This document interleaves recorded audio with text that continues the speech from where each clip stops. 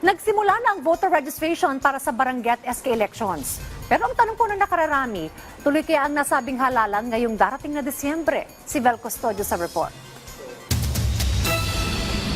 Isa ang barangay Bagong Silang, Caloocan City sa may pinakamaraming populasyon ng botante. Bago pa ito hatiin sa 6 na barangay noong nakarang taon, mahigit 86,000 ang registered voters dito. Aktibo ang mga residente ng barangay 176 tuwing barangay at sangguniang kabataan elections.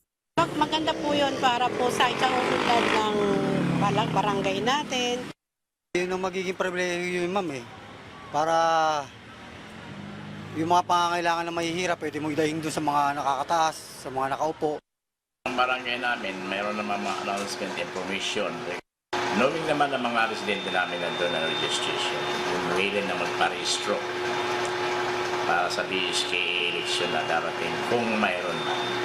Nagsimula na ang voter registration para sa barangay at SK election. Pero wala pang katiyakan kung matutuloy ito sa December 1 dahil inaasahang lalagdaan ni Pangulong Ferdinand R. Marcos Jr. ang panukalang gagawing 4 na taon ng termino ng barangay. Inaasahang pipirmahan ito ng Pangulo sa August 12. Iba-iba naman ang reaksyon ng mga botante patungkol dito.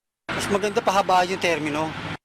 Kasi pag may ma'am, hindi masyado na gagawa ng magandang pamamaraan yung mga tulad ng mga kalsada, ilaw, mga kabataan.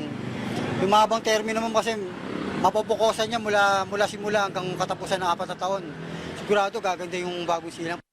Siguro mas okay yung 3 years lang para naman yung kung bawang hindi natin magustuhan yung servisyo ng barangay captain, ay pagdating ng 3 years, another na makakapili ng panibagong mas nakakabuti sa Handa namang sumunod ang barangay Bagong Silang kung anumang desisyon ng Pangulo. Ang desisyon ng Comelec at ang gobyerno ng Malacanang.